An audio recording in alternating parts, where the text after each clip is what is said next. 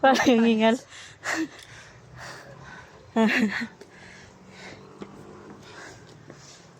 Gano? Dito or sa taas pa? Doon banda?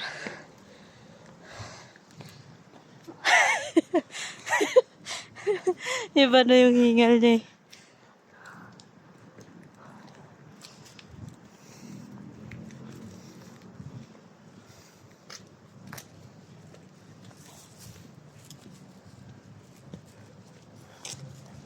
Sure ka ba? Nagsipigan ng kandila doon.